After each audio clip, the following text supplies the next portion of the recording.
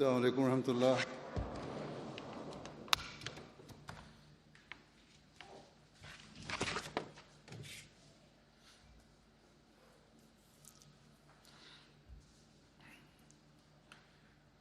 أشهد أن لا إله إلا الله وحده لا شريك له وأشهد أن محمدا عبده ورسوله أما بعد فأعوذ بالله من الشيطان الرجيم بسم الله الرحمن الرحيم الحمد لله رب العالمين الرحمن الرحيم مالك يوم الدين إياك نعبد وإياك نستعين اهدنا الصراط المستقيم صراط الذين أنعمت عليهم غير المغضوب عليهم ولا الضالين. இன்று அல்லாஹ்வின் அருளால் ஜமாத் அஹ்மதியா யூகேவின் ஆண்டு மாநாடு ஆரம்பமானது. அல்லாஹ்வின் அருளால் இப்போது இங்கு ஹிலாஃபத் வந்து 40 ஆண்டுகளாக ஜல்சா சாலானா நடந்து வருகின்றது. ஆரம்பத்தில் பரந்த ஏற்பாட்டின் காரணமாக இங்குள்ள ஜமாத்திற்கு நிறைய விஷயங்கள் படித்து கொடுக்க வேண்டிய தேவை இருந்தது. அதற்காக ஹஸ்ரத் 4வது ஹலிஃபத்துல் மசீஹ் ரஹிமஹுல்லா அவர்கள் சொந்த ஆர்வத்தின் காரணமாகவும் வழிகாட்டினார்கள். மேலும் ரப்வாவிலிருந்தும் அனுபவமிக்க மக்களை இங்கு வரவழைத்து பணியை கற்பித்தார்கள். அவர்களில் ஜல்சா சாலானா அப்சரான சௌத்ரி ஹமீதுல்லா சாஹிப் அவர்களும் ஒருவராவார்கள். அவர்கள் பெரும் உதவி செய்துள்ளார்கள். 1985 ஹஸ்ரத் 4வது ஹலிஃபத்துல் மசீஹ் இங்கு இருக்கும்போது முதல் ஜலசா நடந்தது. அதற்கு முன்பு 84 ஒரு ஜல்சா நடந்தது. ஆனால் அது மிகச் சிறிய அளவில் நடந்தது. முறையாக நடைபெற்ற ஜல்சா 1985 நடந்தது. அதில் அநேகமாக 5000 பேர் கலந்து கொண்டனர். அது தொடர்பாகவும் ஏற்பாட்டாளர்களுக்கு பெரும் பயம் இருந்தது. எவ்வாறு சமாளிக்கப் போகிறோம் என்று ஒவ்வொருவரும் குழம்பினர். இப்போது அல்லாஹ்வின் அருளால் யூகேவின் ஹுத்தாமுல் அஹ்மதியா இஸ்திமாவில் மட்டும் அல்லது லஜ்னா இமாயில்லாவின் இஸ்திமாவில் அதைவிட அதிகமான வருகை உள்ளது. இந்த கிளை அமைப்புகளும் மிக அழகிய முறையில் தங்களது ஏற்பாடுகளை செய்து கொள்கிறார்கள். ஆக இந்த அடிப்படையில் யூகேவின் ஜமாத் ஏற்பாடுகளை சமாளிக்கும் வகையில் மிகவும் அனுபவமிக்கதாக ஆகிவிட்டது. இந்த முறை 3-4 ஆண்டுகள் இடைவெளிக்கு பிறகு முழுமையாக பரந்த அளவில் ஜல்சா நடைபெறுகிறது. எனவே 40,000ஐயும் விட அதிகமாக மக்கள் வருவார்கள் என எதிர்பார்க்கப்படுகின்ற இந்த வேளையில் அவர்களை சரியாக சமாளிப்போமா இல்லையா என்ற அச்சம் ஏற்பாட்டாளர்களுக்கு ஏற்பட்டுள்ளது. மாஷா அல்லாஹ், இப்போது இங்கிருக்கக்கூடிய மக்களுக்கு இன்னும் சொல்வதென்றால், இங்கு பிறந்து வளர்ந்த குழந்தைகளும் இளைஞர்களாக ஆகிவிட்டனர் அல்லது சுய உணர்வுடன் பணி செய்யக்கூடிய வயதை அடைந்து விட்டனர். தனது பணிகளை சிறந்த முறையில் செய்யும் திறம்படைத்த அனுபவம் கொண்டவர்களாக உள்ளனர். கடந்த ஞாயிற்றுக்கிழமை அன்று அப்போது வரை செய்யப்பட்டிருந்த ஏற்பாடுகளை பார்வையிட்டேன். அல்லாஹ்வின் அருளால் எல்லா இடங்களிலும் எல்லா துறைகளிலும் பணியாளர்களை துடிப்புள்ளவர்களாகவும் தனது பணியை நன்கு அறிந்தவர்களாகவும் கண்டேன். அல்லாஹ்வின் அருளால் இருந்த அச்சமும் நீங்கியது. ஒரு இடைவெளிக்கு பிறகு பெரிய அளவில் ஜல்சா நடக்கிற காரணத்தால் எங்கேனும் ஏற்பாட்டில் குறை தென்பட்டு விடக்கூடாதே என்ற அச்சம் இருக்கிறது. இன்ஷா அல்லாஹ் ஏற்பாட்டாளர்களின் அச்சத்தை இறைவன் நீக்குவான். ஆனால் நிபந்தனை என்னவென்றால், நாம் எப்போதும் அல்லாஹ்வின் அருளை ஈர்ப்பதன் பக்கம் கவனமுள்ளவர்களாக இருக்க வேண்டும். நமது பணிகள் நமது புத்திசாலித்தனத்தாலோ அல்லது அனுபவத்தாலோ நிறைவடைவதில்லை. மாறாக முழுக்க முழுக்க இறை அருளாலேயே நிறைவடைகிறது. கடந்த ஹுத்பாவில் இதற்காக நான் பணியாளருக்கு சுருக்கமாக அல்லாஹ் மற்றும் அவனுடைய தூதர் ஸல்லல்லாஹு அலைஹி வஸல்லம் அவர்களின் போதனைகளின்படி செயல்பட்டவாறு கடின உழைப்பு, உயர் நல்லொழுக்கங்கள் மற்றும் துஆவின் மூலமாக அல்லாஹ்விடம் உதவியை நாடியவாறு ஒவ்வொரு பணியாளரும் கண்காணிப்பாளர்களும் தங்களது பணிகளை செய்ய வேண்டும் என கூறியும் இருந்தேன். அவ்வாறு இருக்குமென்றால் பிறகு அல்லாஹ்வும் அருள் செய்வான். முழுக்க முழுக்க மார்க்க நோக்கத்திற்காக மட்டும் இங்கு ஒன்று கூடியிருக்கக்கூடிய ஹஸ்ரத் மஸீஹ் மவ்ஊத் அலைஹிஸ்ஸலாம் அவர்களின் விருந்தினர்களுக்கு தொண்டாற்ற நாம் தன்னலமின்றி நம்மை முன்னிறுத்தியிருக்கின்றோம். எனவே நான் மீண்டும் பணியாளர்களிடம் கூறிக்கொள்வது என்னவென்றால், எந்த உணர்வோடு உங்களை நீங்கள் தொண்டிற்காக அர்ப்பணித்துள்ளீர்களோ அந்த உணர்வை கொண்டவாறு எத்தனை நாட்கள் டியூட்டிகள் உள்ளனவோ செய்யுங்கள்.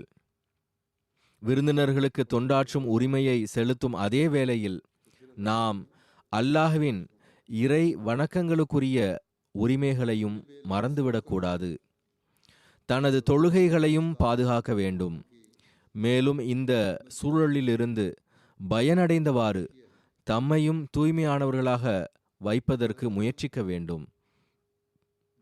வெறுமனே டியூட்டிகளின் உரிமைகளை மற்றும் நிறைவேற்றிவிட்டு நமது நோக்கத்தை நாம் அடைந்து விட்டோம் என கருதுவது தவறானதாகும்.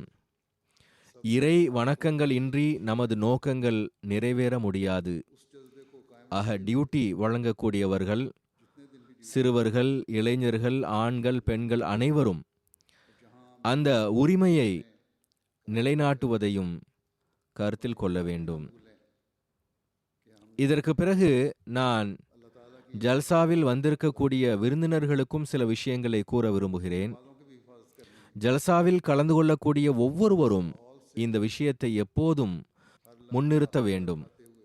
அதாவது, நான் கூறுகின்ற இந்த விஷயங்களை நான் கூறிவிட்டேன், நீங்கள் கேட்டுவிட்டீர்கள், ஒரு சம்பிரதாயமாக கூறுகிறேன் என கருதக்கூடாது. இது போதுமானதல்ல.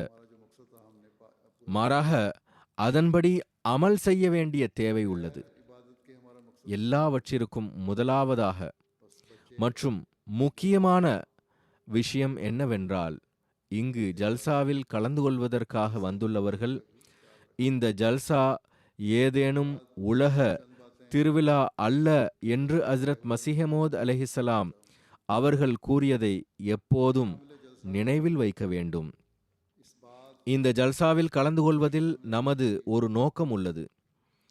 நமது ஆன்மீக மற்றும் அறிவு நிலைகளை சிறந்ததாக்குவதும் நல்லொழுக்க நிலைகளை சிறந்ததாக்குவதுமே நோக்கமாகும். அல்லாஹ் மற்றும் அவனது தூதர் ஸல்லல்லாஹு அலைஹி வஸல்லம் அவர்களின் மீதான நேசத்தை உள்ளத்தில் உருவாக்குவதாகும். இந்த சிந்தனை இருக்குமென்றால் பிறகு உலக விஷயங்களின் பக்கம் கவனம் இருக்காது. எப்போது உலக விஷயங்களின் பக்கம் கவனம் இருக்காதோ பிறகு ஜல்சாவின் சில ஏற்பாடுகளில் குறைபாடுகள் இருக்குமென்றாலும் விருந்தினர் அதை உணரமாட்டார்கள். விருந்து உபசரிப்பவர்கள் தரப்பிலிருந்து ஏதேனும் குறை இருந்துவிட்டாலும் நமக்கு ஒன்றும் இல்லை என்றே கருதுவர். நமது நோக்கமோ நமது ஆன்மீக மற்றும் அறிவு நிலைகளை சிறந்ததாக்குவதாகும். அதற்கு நாம் ஜலசாவின் நிகழ்ச்சிகளிலிருந்தும் சொற்பொழிவுகளிலிருந்தும் பயனடையலாம். ஆக முதல் விஷயம், ஜல்சாவில் கலந்து கொள்ளக்கூடிய ஒவ்வொருவரும் ஜலசாவின் நேரங்களில் இங்கும் அங்கும் சுற்றித் திரியாமல் ஜலசாவின் அனைத்து நிகழ்ச்சிகளையும் கேட்க வேண்டும் என்பதை உறுதிப்படுத்த வேண்டும். உண்பதற்கும் தொழுவதற்கும் மற்றும் நண்பர்களை சந்திப்பதற்காக ஜலசாவின் நிகழ்ச்சிகளுக்கு நடுவே முறையாக உள்ள இடைவெளியை சிறந்த முறையில் பயன்படுத்தி கொள்ள வேண்டும். அதிலும் கூட நேரம் மீதமிருக்கும் என்றால் முற்றிலும் ஷாப்பிங்கிற்காக பஜாரில் மட்டும் சுற்றாதீர்கள். மாறாக இஷாத் தரப்பிலிருந்து போடப்பட்டுள்ள ஜமாத் நூல்களின் புக் ஸ்டால்கள் உள்ளன, அவைகளுக்கு செல்லுங்கள். இதே போன்று பல்வேறு தலைமையக துறைகளின், உதாரணமாக மஹ்சனே தசாவீர், ரிவ்யூ ஆஃப் ரிலிஜன்ஸ், தப்லீக் போன்றவைக்கான கண்காட்சி கூடங்களும் உள்ளன, அவைகளை பாருங்கள். தனது மார்க்க மற்றும் வரலாற்று அறிவை வளர்த்து கொள்ளுங்கள். சுருக்கமாக, எல்லா வகையான உலக வீணான விஷயங்களிலிருந்து முற்றிலும் விலகி முழுக்க முழுக்க மார்க்கம் மற்றும் அறிவை வளர்ப்பதற்கான ஏற்பாட்டை செய்ய வேண்டும். இது இருக்குமென்றால் பிறகு பரஸ்பர அன்பு மற்றும் தொடர்பிலும் முன்னேற்றம் ஏற்படும்.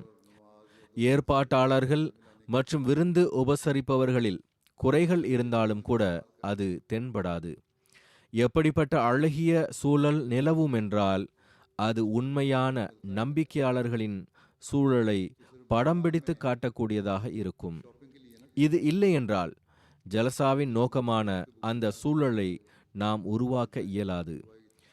குறைகளை தேட துவங்கினால் அல்லது முறையிட ஆரம்பித்தால் இவ்வளவு பெரிய மற்றும் தற்காலிக ஏற்பாடுகளில் பல டஜன்கள் முறையீடுகள் உருவாகலாம். பெர்ஃபெக்ஷன் வர முடியாது. குறைகள் தென்படலாம். இயல்பில் நிம்மதியற்ற தன்மையை உருவாக்கக்கூடியவையாக இருக்கலாம். உதாரணமாக, உணவு வழங்கக்கூடிய ஏற்பாடு.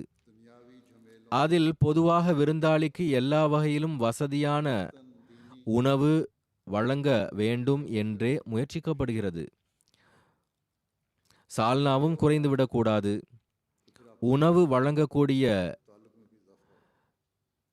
உதவியாளர்களும் கூட விருந்தினர்களுக்கு சரியான முறையில் உயர்வான நல்லொழுக்கத்தை காட்டியவாறு தொண்டாற்ற வேண்டும். ஆனால் சில வேளைகளில் அனுமானிப்பதில் கூடுதல் குறைவு ஏற்பட்டு விடுகிறது. உணவு கிடைக்காமல் போகலாம். அப்படிப்பட்ட தருணங்களில் எந்த வகையான கோபத்தையும் வெளிப்படுத்துவதற்கு பதிலாக பணியாளர்கள் கூறும் காரணத்தை, மன்னிப்பை மன மகிழ்வோடு ஏற்றுக்கொள்ள வேண்டும். இது போன்ற சூழ்நிலைகளில் ஹஜ்ரத் மஸீஹ் மவ்ஊத் அலைஹிஸ்ஸலாம் அவர்கள் என்ன மாதிரியான முன்மாதிரியை வெளிப்படுத்தியுள்ளார்கள்? இது தொடர்பாக அன்னாரின் வாழ்க்கையிலிருந்து ஒரு சம்பவத்தை கூறுகிறேன். எழுதப்பட்டுள்ளது, ஒரு முறை ஹஜ்ரத் மஸீஹ் மவ்ஊத் அலைஹிஸ்ஸலாம் அவர்கள் பயணத்தில் இருந்தார்கள். பணியில் மூழ்கி இருந்தார்கள். அதன் காரணமாக இரவு உணவை அது வழங்கப்பட்ட போது உண்ணவில்லை. மற்ற விருந்தினர்களுக்கு பரிமாறப்பட்டு வந்தது. பணியாளர்கள் சாப்பாடு வைத்திருந்து சிறிது நேரத்திற்கு பிறகு சாப்பிட்டிருப்பார்கள் என எண்ணி பார்க்காமலேயே எடுத்திருக்கலாம். அன்னார் பணியில் உள்ளார்கள், உணவு சாப்பிடவில்லை என்பதை ஏற்பாட்டாளர்களும் கவனிக்கவில்லை.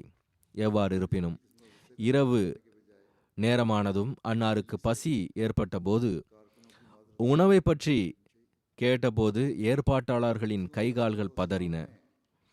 அங்கு வந்திருந்த அனைவரும், பணியாளர்கள் அனைவரும் உணவு உண்டு சாப்பாடு முடிந்து விட்டது என அனைவரும் கஷ்டத்திற்குள்ளானார்கள். இரவு அதிக நேரம் ஆனதால் கடை வீதியும் அடைக்கப்பட்டு விட்டது. ஹோட்டலிலிருந்து வாங்கி வந்திருக்கலாம், அதற்கும் வழி இல்லை. எவ்வாறு இருப்பினும் எப்படியோ ஹஜ்ரத் மசீஹ் மவ்ஊத் அலைஹிஸ்ஸலாம் அவர்களுக்கு உணவு தீர்ந்து விட்டது. உடனடியாக வேகமாக உணவு சமைப்பதற்கான ஏற்பாடு செய்ய வேண்டும் என ஏற்பாட்டாளர்கள் பதற்றத்தில் உள்ளார்கள் என்பது தெரிய வந்தது. அப்போது உடனடியாக அன்னார் கூறினார்கள், பதற்றப்பட வேண்டிய தேவையில்லை, பாருங்கள், உணவு விரிப்பில் மீதமுள்ள ரொட்டி துண்டுகள் கிடக்கும், அதையே கொண்டு வாருங்கள். இவ்வாறு அன்னார் அந்த துண்டுகளில் இருந்தே கொஞ்சம் சாப்பிட்டார்கள். ஏற்பாட்டாளர்களுக்கு ஆறுதல் வழங்கினார்கள். அறிவிப்பாளர் கூறுகிறார், உசூர் அலைஹிஸ்ஸலாம் அந்த வேளையில் உணவு சமைப்பதற்கான கட்டளையிட்டிருந்தால் அது எங்களுக்கு கண்ணியத்திற்குரியதாக இருந்திருக்கும். தொண்டாற்ற வாய்ப்பு கிடைத்தது என நாங்கள் பெருமையாக உணர்ந்திருப்போம். அதில் அருளும் இருந்திருக்கும். ஆனால் அன்னார் எங்கள் கஷ்டத்தை உணர்ந்து சமைக்க தேவையில்லை என எங்களை தடுத்து விட்டார்கள். ஆக நாம் நம்முன்னால் வைக்க வேண்டிய முன்மாதிரிகள் இவைகளே. சொல்லப்பட்டுள்ள நேரத்தில் உணவு உண்ண செல்ல இயலவில்லை எனில் பிறகு கோபத்தை காட்டவும் கூடாது. எது கிடைத்ததோ அதை சாப்பிட்டு கொள்ள வேண்டும். சில வேளைகளில் சால்னா தீர்ந்து விடுகிறது. உடனடியாக பருப்பு சமைக்கப்படுகிறது. ஏனென்றால் அது எளிதாக விரைவாக தயாராகி விடுகிறது. விருந்தாளிகள் யாரும் பசியுடன் இருக்கக்கூடாது என்பதற்காக அவ்வாறு செய்யப்படுகிறது. ஆகையால் விருந்தாளிகளும் மன மகிழ்வோடு அதை சாப்பிட்டு கொள்ள வேண்டும்.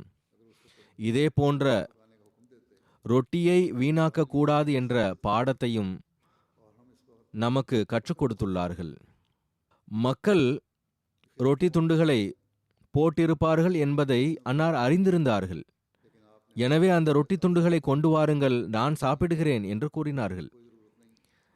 எனவே நான் இங்குள்ள விருந்தினர்களிடமும் கூறிக்கொள்கின்றேன், ரொட்டி நல்ல முறையில் வர வேண்டும் என ரொட்டி போடுபவர்கள் முழுமையான முறையில் முயற்சிக்கிறார்கள். ஆனால் சில வேளைகளில் எங்கேனும் வேகாமல் இருந்தாலோ அல்லது கரிஞ்சிருந்தாலோ முடியாத பட்சத்தில் உண்ணாமல் போட்டு விடலாம். ஆனால் பொதுவாக அவ்வாறு செய்ய வேண்டாம். கொஞ்சம் கூடுதல் குறைவு இருந்தால் ரொட்டியை வீணாக்க வேண்டாம். இங்கு ரொட்டி பிளான் செயல்படுகிறது. பெரும் நேரம் செலவழித்து மிகுந்த கடின உழைப்புடன் பணியாளர்கள் வேலை செய்கிறார்கள். மேலும் பணியை சிறப்பாக்க ஒவ்வொரு ஆண்டும் ஏதேனும் ஒரு புதிய முன்னேற்றத்தையும் கொண்டு வருகின்றனர்.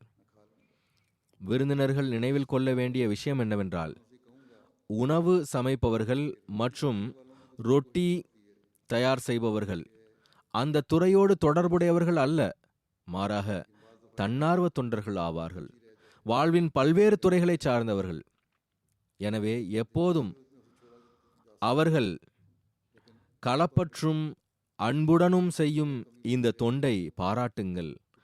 உயர் நன்னடத்தையை வெளிப்படுத்துவது, ஒருவர் மற்றவருடன் புன்னகைத்தவாறு சந்திப்பது, பிறருக்காக தியாக மனப்பான்மை கொண்டிருப்பது போன்றவை பணியாளர்கள் செய்ய வேண்டிய செயல் மட்டுமில்லை, மாறாக விருந்தினர்களும் குறிப்பாக இந்த விஷயங்களை கருத்தில் கொள்ள வேண்டும். நல்லொழுக்கம் இல்லை என்றால் பிறகு ஒன்றும் இல்லை. வெறுமனே பணியாளர்கள் நன்னடத்தையால் மட்டும் சூழல் அமைதியாக இருக்க முடியாது. மாறாக வருகிற அனைவரும் நன்னடத்தையை வெளிப்படுத்த வேண்டும். பெண்களும் இதை கருத்தில் கொள்ளுங்கள், ஆண்களும் இதை கருத்தில் கொள்ளுங்கள். புன்னகைப்பதும் ஈமானின் அங்கமாகும் என்பதை ஹதீஸ் சான்று காட்டி கடந்த முறை கூறியிருந்தேன். புன்சிரித்தவாறு இருப்பது சதகாவாகும். எனவே இதை கருத்தில் கொள்ள வேண்டும். ஜலசாவில் உயர் நல்லொழுக்கத்தை வெளிப்படுத்துவது தொடர்பாக ஹஜ்ரத் மசீஹ் மவ்ஊத் அலைஹிஸ்ஸலாம் அவர்கள் அறிவுறுத்தியுள்ளார்கள். அல்லது விருந்தாளிகள் பற்றி அன்னார் அறிவுறுத்தியுள்ள அந்த தரம் என்ன? கூறினார்கள், எதுவரை தனது வசதியை விட தனது சகோதரனின் வசதிக்கு முன்னுரிமை வழங்காதவரை ஈமான் சரியாக முடியாது என்பதை நான் உண்மையாகவே கூறுகிறேன். என்னுடைய ஒரு சகோதரன் பலவீனம் மற்றும் சுகவீனம் இருந்தும் கூட தரையில் உறங்கும்போது ஆரோக்கியத்தோடு உள்ள நான் அவன் அதில் அமர்ந்துவிடக்கூடாது என கட்டிலை பிடித்து கொள்கிறேன் என்றால் பிறகு என் நிலையின் மீது வருத்தமே. என்னுடைய சகோதரன் நோய்வாய்ப்பட்டு ஏதேனும் வழியால் முடியாதவனாக இருந்து நான் எழவில்லை என்றால், அன்பு மற்றும் அனுதாபத்தால் எனது கட்டிலை அவனுக்கு கொடுக்கவில்லை என்றால், எனக்கு தரையை விரும்ப மாட்டேன் என்றால் என் நிலையின் மீது பரிதாபமே. மறுபக்கம் நான் அமைதியாக உறங்கிக் கொண்டு அவனுக்கு என்னால் இயன்றவரை வசதி ஏற்படுத்தி கொடுக்க முயற்சிக்கவில்லை என்றால் என் நிலை பரிதாபமே. ஜல்சாவின் சூழலில் இதுவும் மிகவும் அவசியமானதாகும். ஒரு மார்க்க நண்பர் தனது மன இச்சையினால் கடினமாக பேசி நானும் அறிந்தே அவரோடு கடினமாக நடந்து கொண்டால் என் நிலையின் மீது பரிதாபமே. மாறாக நான் அவரின் பேச்சுக்கு பொறுமை காக்க வேண்டும். தொழுகையில் அவருக்காக அழுதழுது துவா செய்ய வேண்டும். ஏனென்றால் அவர் எனது சகோதரர் ஆவார். அவர் ஆன்மீக ரீதியில் நோய்வாய்ப்பட்டுள்ளார்.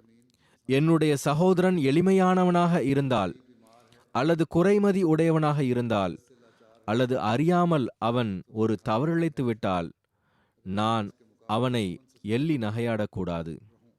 தீய எண்ணத்துடன் அவனது குறையை தேடுவது போன்ற அனைத்தும் அழிவிற்கான வழிகளாகும்.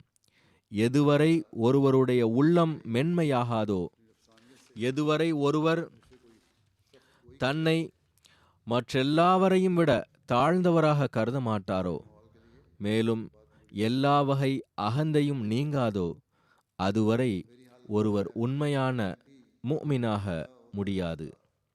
சமுதாய தொண்டனாக இருப்பது தொண்டு செய்யப்பட தகுதி உடையவனாவதற்கான அடையாளமாகும். குனிந்து தாழ்மையோடு பேசுவது இறைவனிடம் ஏற்றுக்கொள்ளப்படுவதற்கான அடையாளமாகும். தீமைக்கு நன்மையை கொண்டு பதிலளிப்பது நற்பேற்றிற்கான அடையாளமாகும். மேலும் கோபத்தை விழுங்கிக் கொள்வதும் கடுமையான பேச்சுக்களை பொறுத்து கொள்வதும் மிக உயர்ந்த செயல்களாகும்.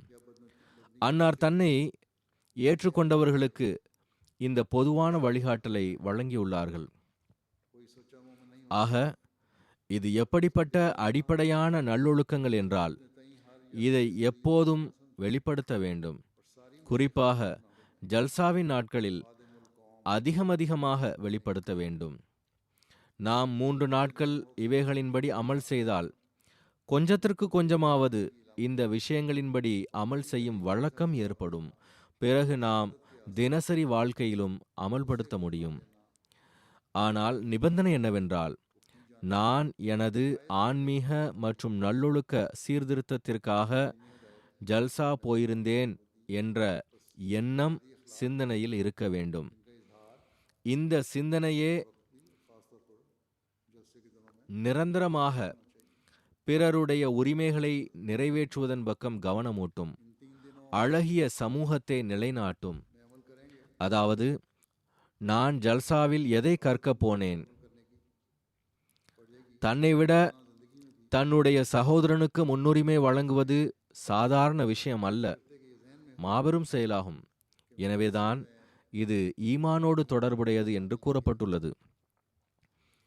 எவரிடத்தில் தியாகம் செய்யும் மற்றும் பிறருடைய உரிமையை வழங்கக்கூடிய அம்சம் இல்லையோ அவருடைய ஈமானே சரியில்லை. அல்லாஹ் சாதாரண விஷயங்களுக்காக பெரும் அருட்களுக்கு வாரிசாக்குவதில்லை. மாறாக எவர் முயற்சிப்பதில் முன்னேறுகிறாரோ அவருக்கே அளவற்று அருளுகிறான். அடியார்களுக்குரிய உரிமைகளை நிறைவேற்றுவது என்பது கடினமான செயலாகும். எனவே ஹஜ்ரத் மஸீஹ் மவ்ஊத் அலைஹிஸ்ஸலாம் அவர்கள் ஓரிடத்தில் கூறுகிறார்கள், அல்லாஹ்விற்குரிய உரிமைகள் சில வேளைகளில் நிறைவேற்றப்படுகின்றன. ஆனால் இறை அடியார்களுக்குரிய உரிமையை நிறைவேற்றுவது மிக கஷ்டமான செயலாகும். எனவே நாம் நம்மை விட நம்முடைய சகோதரனுக்கு முன்னுரிமை தர வேண்டும் என்ற சிந்தனையும் ஒவ்வொருவரும் தன்முன் வைக்க வேண்டும். இந்த சிந்தனை நம்மில் ஒவ்வொருவரிடமும் உருவாகிவிட்டால் மேலும் அல்லாஹ்வின் திருப்தியை பெறுவதற்காக நான் பிறரின் உரிமையை செலுத்த வேண்டும் என்ற சிந்தனை உருவாகிவிட்டால் பிறகு அப்படிப்பட்ட சமூகம் அன்பு நேசத்திற்கான சமூகமாக ஆகிவிடும். ஜல்சாவின் 3 நாட்கள் மட்டும் அன்பு நேசத்தை வெளிப்படுத்துவதற்கான நாட்கள் கிடையாது. மாறாக வாழ்நாள் முழுவதும் அன்பு நேசத்தின் முன்மாதிரியாக ஆகிவிடுகின்றது. தூய சமூகத்தை கட்டமைக்க அன்னார் எப்படிப்பட்ட அழகிய அறிவுரைகளை எல்லாம் கூறுகிறார்கள். ஒருவர் கடினமான சொற்களை பேசி எனது நடத்தையும் அவ்வாறே இருந்தால் பிறகு என் மீது பரிதாபமே. நானும் அவரோடு கடினமாக நடந்து கொள்ளாமல் அவருக்காக துஆ செய்ய வேண்டும். இதுவே இஸ்லாம் நிலைநாட்ட விரும்புகின்ற சமூகமாகும். மேலும் இப்படிப்பட்ட சமூகத்தை ஹஜ்ரத் மஸீஹ் மவ்ஊத் அலைஹிஸ்ஸலாம் அவர்கள் தன்னை ஏற்றுக்கொண்டவர்களிடத்தில் காண விரும்புகிறார்கள். எவ்வளவு அழகிய விஷயத்தை கூறியுள்ளார்கள். அதாவது, ஒருவரிடத்தில் சில தீமைகள் இருக்கிறதென்றால் அவர் ஆன்மீக ரீதியில் நோய்வாய்ப்பட்டுள்ளார். அவருக்கு சிகிச்சை அளிப்பது அல்லது சிகிச்சை செய்ய வைப்பது எனது கடமையாகும். இப்போது இந்த விஷயம் பிறருடைய சீர்திருத்தத்திற்காக மட்டும் இல்லை, மாறாக தன்னை சீர்திருத்துவதற்கும் ஆகும். இன்னும் சொல்ல வேண்டுமென்றால் மற்றவர்களை விட அதிகமாக தனது சீர்திருத்தத்திற்கே ஆகும். எப்போது மனிதன் தான் அந்த நோயிலிருந்து தூய்மை அடைவானோ அப்போதுதான் மற்றவரின் ஆன்மீக நோய்க்கும் சிகிச்சை அளிக்க முடியும். ஆக இந்த நோய்களிலிருந்து பாதுகாப்பாக இருப்பதற்கு பிறரின் குறைகளை தேடுவதிலிருந்து தவிர்ந்திருக்க வேண்டும். தனது உள்ளத்தை மற்றவர்களுக்காக மென்மையாக்க வேண்டும். எல்லா வகையான அகந்தையையும் தன்னிடமிருந்து வெளியேற்ற வேண்டும். ஆக விருந்து உபசரிப்பவர்களும் ஜல்சாவில் கலந்து கொள்பவர்களும் இதை பற்றி சிந்திக்க வேண்டும். ஒருவர் மற்றவரின் தவறுகளை கண்டுகொள்ளாமல் விடவும் அமைதி மற்றும் அனுதாபத்தின் சூழலை உருவாக்க முயற்சி செய்வார்கள் என்றால் இந்த 3 நாட்கள் நாம் எதற்காக ஒன்று கூடியுள்ளோமோ அந்த நோக்கத்தை அடைந்து விடுவோம். சில வேளைகளில் சாதாரண விஷயங்களுக்காக கூட மனக்கசப்புகள் ஏற்பட்டு விடுகின்றன. எப்படிப்பட்ட சூழல் உருவாகி விடுகிறதென்றால் ஒருவர் மற்றவரை ஏசி பேச தொடங்கி விடுகின்றனர். இன்னும் சொல்வதென்றால் கைகலப்பு வரை சென்று விடுகிறது. அப்படிப்பட்ட சூழலை உருவாக்க வேண்டுமென்றால், உணர்வுகளை கட்டுப்படுத்த முடியவில்லை என்றால் பிறகு அவர் ஜல்சாவிற்கு வராமல் இருப்பதே சிறந்ததாகும். அதே போன்று டியூட்டி கொடுப்பவர்கள் தங்களை கட்டுப்படுத்த முடியாதென்றால் டியூட்டி கொடுக்காதீர்கள். டிராஃபிக் விஷயத்தில் குறிப்பாக அதிக முறையீடுகள் வருகின்றன. பார்க்கிங்கிற்கு ஒரு குறிப்பிட்ட அளவு இடமே உள்ளது. கார்களின் எண்ணிக்கைக்கு ஏற்ப பார்க்கிங் கொடுக்கப்படுகிறது. அநேகமாக இம்முறை அதிக கார்கள் வரலாம், சிரமம் ஏற்படலாம். வேறு இடத்திற்கு அனுப்பப்பட்டால் ஒவ்வொரு விருந்தினரும் ஒத்துழைப்பு நல்கியவாறு சென்றுவிட வேண்டும். பொதுவாக அல்லாஹ்வின் அருளால் ஒத்துழைப்பு வழங்குகின்றனர். அல்லாஹ்வின் அருளால் ஜமாத் மக்களிடம் அப்படிப்பட்ட தர்பியத் உள்ளது. ஆனால் சிலர் எப்படிப்பட்ட இயல்புகளை உடையவர்களாக இருக்கிறார்கள் என்றால், கோபம் உள்ளது, அல்லது வேறு இடங்களுக்கு சென்றால் நமது நிகழ்ச்சி வீணாகிவிடும், ஜல்சா திடலுக்கு செல்வதற்கு தாமதமாகிவிடும் என கருதுகின்றார்கள்.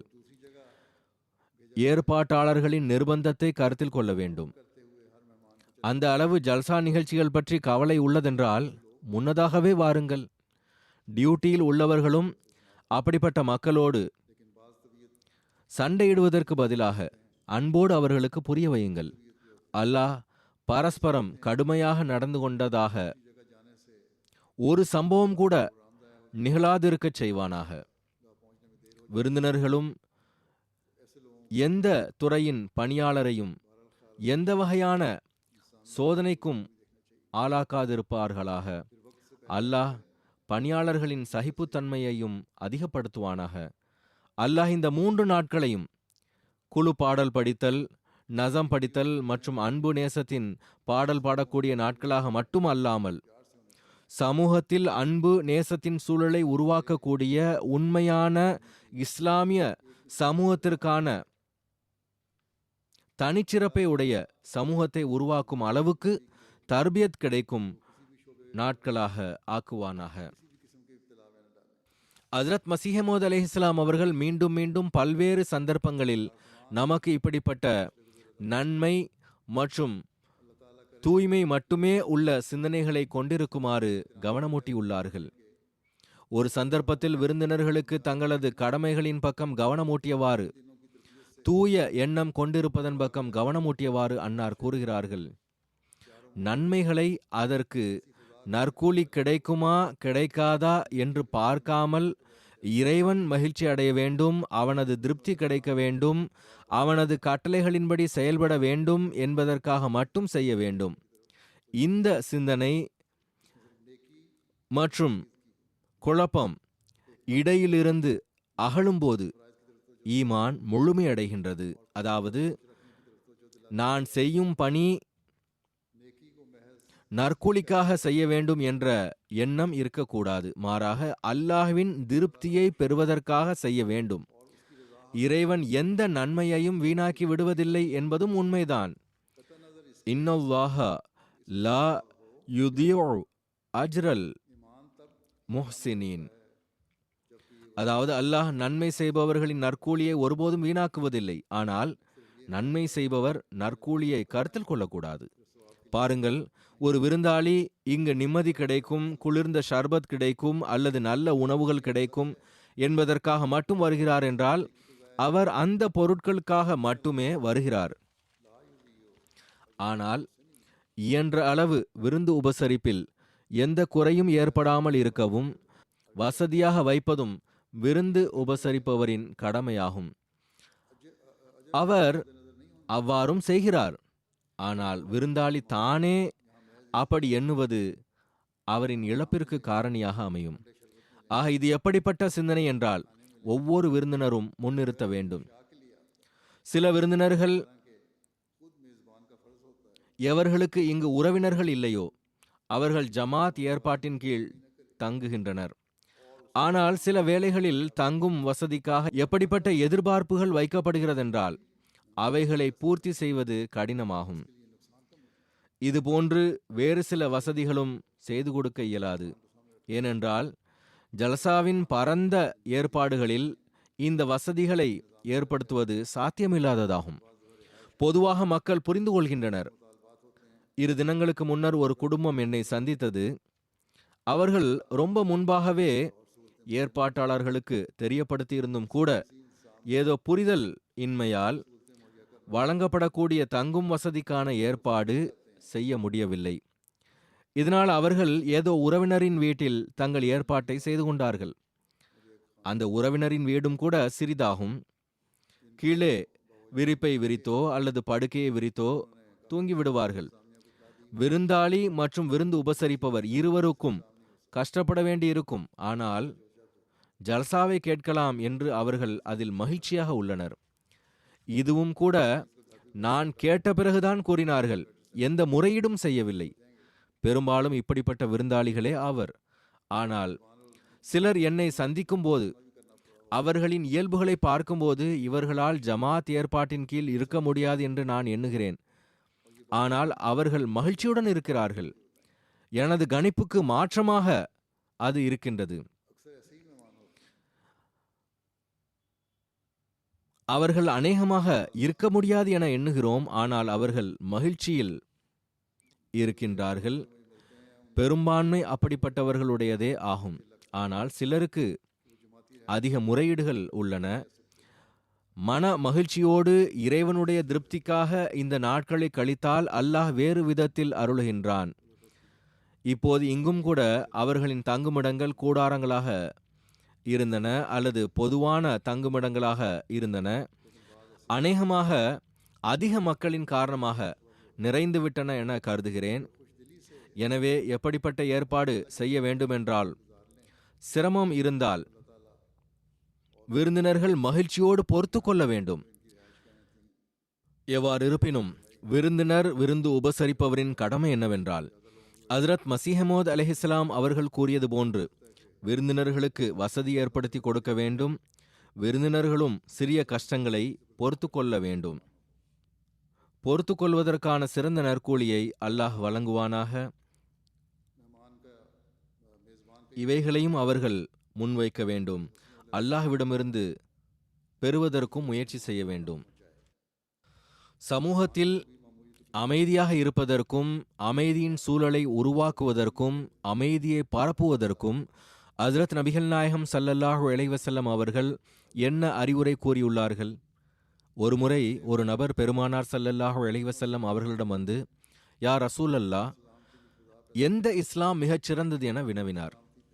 பெருமானார் ஸல்லல்லாஹு அலைஹி வஸல்லம் அவர்கள் கூறினார்கள், தேவையுடையவர்களுக்கு உணவு கொடுங்கள், நீங்கள் அறிந்த மற்றும் அறியாத மக்களுக்கு சலாம் கூறுங்கள், சமூகத்தில் அன்பு மற்றும் சகோதரத்துவத்தை ஏற்படுத்தவும் சாந்தி சமாதானத்தை நிலைநாட்டவும் இது எப்படிப்பட்ட அழகிய போதனைகள் என்றால், இதை பின்பற்றினால் ஒரு அமைதியை பரப்பக்கூடிய சமூகம் உருவாகும்.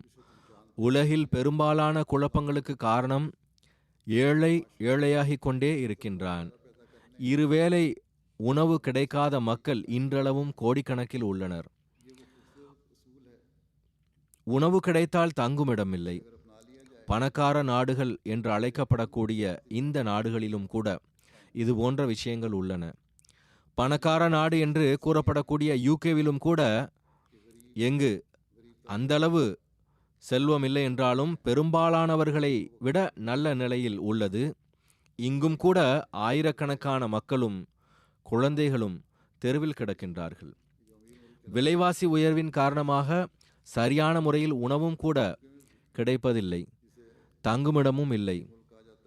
ஆக ஏழைகளுக்கு உணவளியுங்கள் என்ற இந்த இஸ்லாத்தின் அடிப்படை போதனையை முஸ்லிம்கள் புரிந்தால், மேலும் அவர்களின் ஆட்சியாளர்கள் பொதுமக்களின் உரிமைகளை வழங்கக்கூடியவர்களாக ஆனால், வெறுமனே தங்களது கருவூலத்தை மட்டும் நிரப்பாமல் தேவையுடையவர்களின் ஏழைகளின் தேவைகளை பூர்த்தி செய்து சமூகத்திலிருந்து நிம்மதியற்ற தன்மை மற்றும் அநீதியை நீக்கினால் எவ்வளவு நன்றாக இருக்கும்.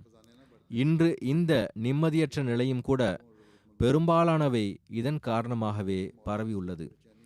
பிறகு கூறினார்கள், சலாம் கூறுங்கள். எவ்வாறு இருப்பினும் இதை நான் கூடுதலாக கூறினேன். தனது சமூகத்தில் அன்னார் சலாம் கூறும் வழக்கத்தை ஏற்படுத்த அறிவுறுத்தியுள்ளார்கள். சலாம் கூறுவது என்பது வெறும் வாயினால் கூறுவது மட்டுமில்லை, மாறாக மனிதன் உள்ளத்தால் சலாம் கூறும்போது பிறகு சமாதானத்தை வழங்குவதற்கான மற்றும் பரப்புவதற்கான எண்ணத்தை கொண்டிருக்கிறார். ஒருவர் மற்றவருக்காக நல்ல உணர்வுகளை கொண்டிருக்கிறார். அவருடைய கஷ்டங்களை நீக்குவதற்கு முயற்சியும் துஆவும் செய்கின்றார்.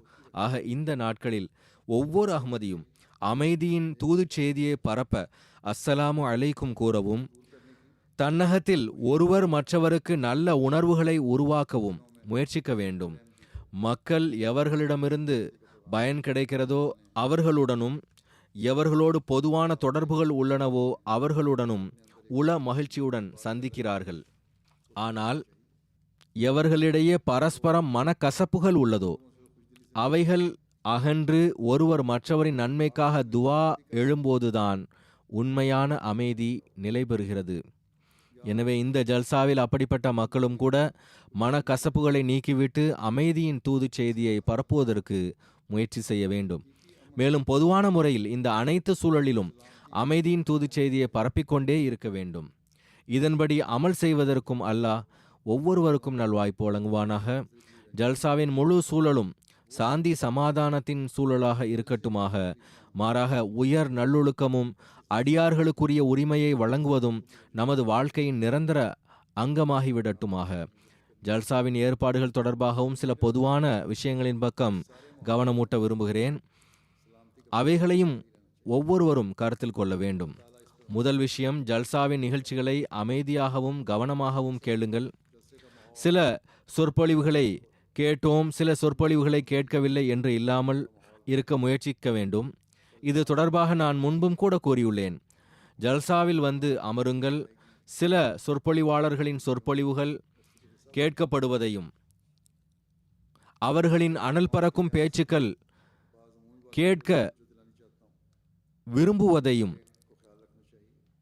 சிலவற்றை கேட்காமல் இருப்பதையும் ஹஜ்ரத் மஸீஹ் மவ்ஊத் அலைஹிஸ்ஸலாம் அவர்கள் கடுமையாக வெறுத்துள்ளார்கள். சொற்பொழிவாளர்கள் மிகுந்த கடின உழைப்புடன் சொற்பொழிவுகளை தயார் செய்திருப்பார்கள். கலந்து கொள்ளக்கூடியவர்கள் ஜல்சாவின் அனைத்து நிகழ்ச்சிகளிலும் கலந்து கொண்டு ஆன்மீக மற்றும் அறிவு ரீதியில் பயனடைய முயற்சிக்க வேண்டும். பிறகு ஜல்சாவின் நாட்களில் இறைவனை நினைவு கூறுவதன் பக்கமும் சலவாத் ஓதுவதன் பக்கமும் குறிப்பான கவனம் செலுத்துங்கள். இன்றைய நாட்கள் முஹர்ரமின் நாட்களாகும். இந்த நாட்களில் குறிப்பாக இன்று முஹர்ரம் 10ஆம் நாளாகும். சலவாத் ஓத வேண்டும். அல்லாஹ் பெருமானார் ஸல்லல்லாஹு அலைஹி வஸல்லம் அவர்களின் அந்தஸ்தை உயர்த்த வேண்டும் என்ற சிந்தனையுடன் ஓத வேண்டும். பெருமானார் ஸல்லல்லாஹு அலைஹி வஸல்லம் அவர்களின் தூதுச் செய்திக்கு வெற்றி கிடைக்கட்டுமாக. பெருமானார் ஸல்லல்லாஹு அலைஹி வஸல்லம் அவர்களின் ஷரியத்திற்கு எஞ்சியிருத்தலும் மேன்மையும் கிடைக்கட்டுமாக. அன்னாரின் உம்மத்திற்காக அன்னார் செய்த துஆவிலிருந்து அருள் பெறுபவர்களாகவுமாக. மேலும் அல்லாஹ் இந்த உம்மத்தை எல்லா வகையான சீர்கேட்டிலிருந்தும் காப்பானாக.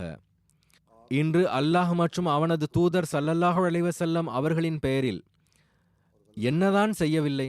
இஸ்லாத்தை அவப்பேருக்குள்ளாக்கி உள்ளனர். அல்லாஹ் அவர்களுக்கு அறிவை வழங்குவானாக. காலத்தின் இமாமை ஏற்பவர்கள் ஆவார்களாக. ஜுமா நாளில் துஆக்கள் ஏற்றுக்கொள்ளப்படுகின்றன.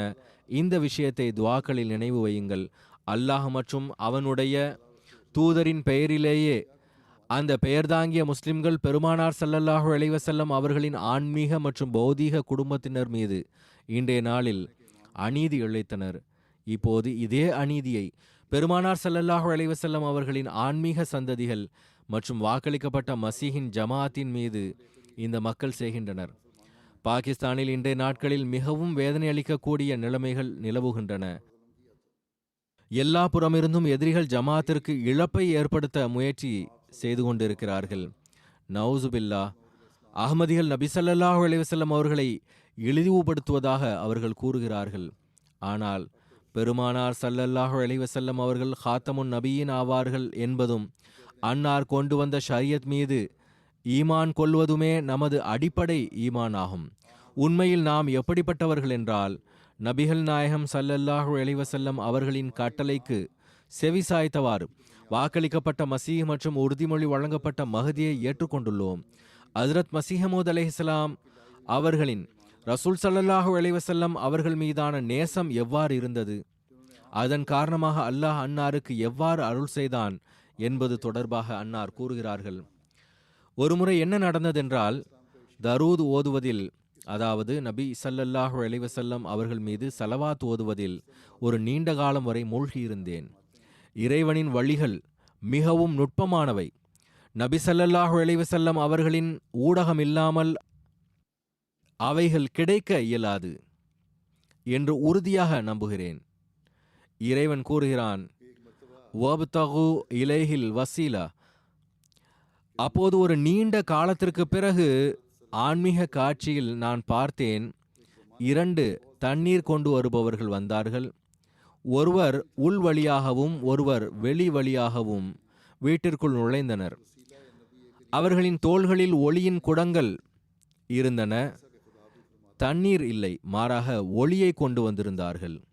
மேலும் ஹாதா பிமா சொல்லைத அலா முஹம்மத் ஸல்லல்லாஹு அலைஹி வஸல்லம் என்று கூறினார்கள். அதாவது, நீர் முஹம்மது ஸல்லல்லாஹு அலைஹி வஸல்லம் அவர்கள் மீது ஸலவாத் ஓதிய காரணத்தால் இந்த ஒளியானது அன்பளிப்பாக வழங்கப்படுகிறது.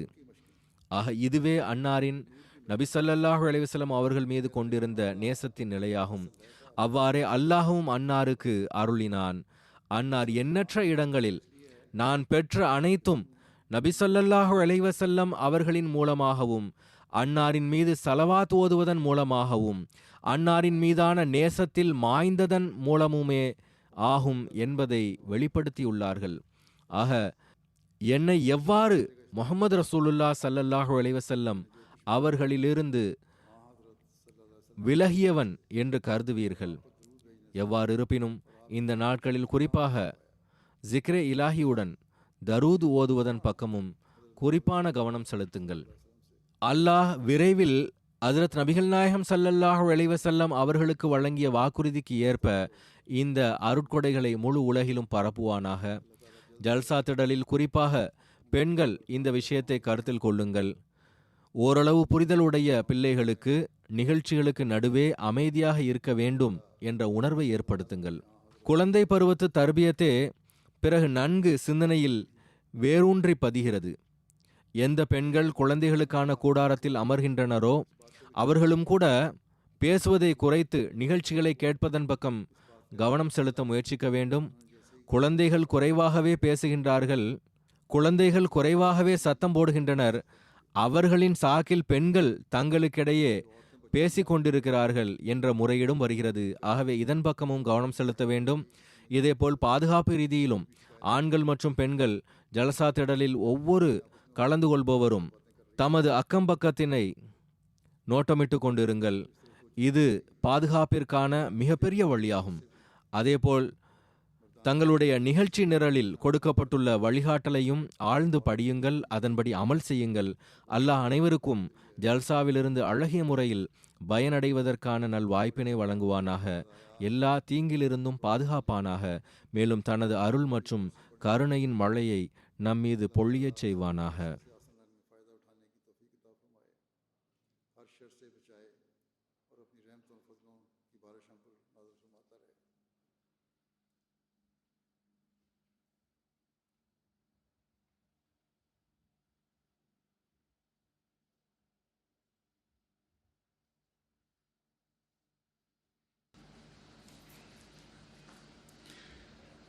الحمد لله نحمده ونستعينه ونستغفره ونؤمن به ونتوكل عليه ونعوذ بالله من شرور أنفسنا ومن سيئات أعمالنا من يهده الله فلا مضل له ومن يضلل فلا هادي له ونشهد أن لا إله إلا الله ونشهد أن محمدا عبده ورسوله عباد الله رحمكم الله إن الله يأمر بالعدل والإحسان وإيتاء ذي القربى وينهى عن الفحشاء والمنكر والبغي يعظكم لعلكم تذكرون اذكروا الله يذكركم وادعوه يستجب لكم ولذكر الله أكبر.